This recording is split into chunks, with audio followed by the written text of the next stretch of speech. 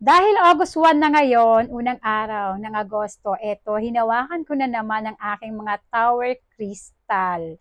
At ito ay akin na naman kinakausap. Yes, mga Mima, pasintabi, pasensya na po sa mga taong walang hilig sa mga lucky charm, sa mga pampaswerte. Ayan, humingi na po ako sa inyo ng pasensya. Inuunahan ko na po kayo.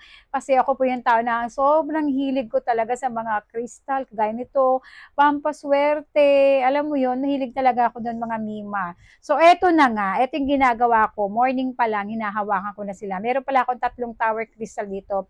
Citrine, ayan.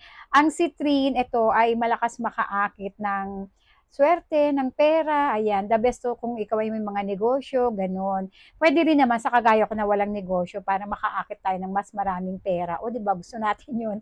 Amethyst, pantanggal ng stress, anxiety, para alam mo yun, parang totoo, simulan na binili ko to. Pero meron din naman akong amethyst na na bracelet, sinusuot ko rin yun. At kapag sinusuot ko talaga yung mga Mima, talagang hanggang napakiramdam ko. Nakakatanggal talaga siya ng anxiety, stress, mag-amethyst ka. And clear quartz, yan naman ang nagbo-boost para makapagpa-boost ng pasok ng swerte sa atin, ng mga kaperahan, ganun. Marami pa silang iba't ibang crystal na available. Kung gusto nyo, bumili kayo ng mga gusto nyo. Meron silang mga obsidian, yung black, bibili rin ako noon. Marami, sobrang dami nila. Actually, gusto ko silang bilihin lahat kasi ang gaang ng pakiramdam ko kapag ka merong mga crystal tower sa bahay namin. Ang gaang, feeling ko ang gaang ng pasok ng pera sa amin, hanggang ng, basta magang yung pakiramdam ko. Kaya kung ako sa inyo mga Mima, itry nyo na bumili ng mga crystal tower kagaya nito. Or kung merong mga bracelet, pwede rin naman yon. Pero ito the best. Pwede mo ito ilagay sa bag, pwede sa bahay. Ako dito sa kwarto talaga. Lalo na tong si amethyst para masarap yung tulog mo.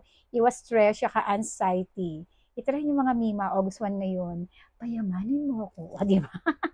Ganun ka-simple mga Mima. Ibubulong mo lang sa kanila. Magdala ka ng isang katutak na pera kay Daisy. Oh, di ba? Always be positive lang yung ating environment. Mahalaga yan. Sabi nga nila, kung ano yung nasa isip mo, yun yung mangyayari sa'yo. Kaya huwag ka mag-isip ng mga nega. Kasi baka yun yung mangyayari sa'yo. Basta ako, naniniwala ako, pagdating ng panahon, bukas magiging milyonarya na si Daisy. Amen, and I claim it.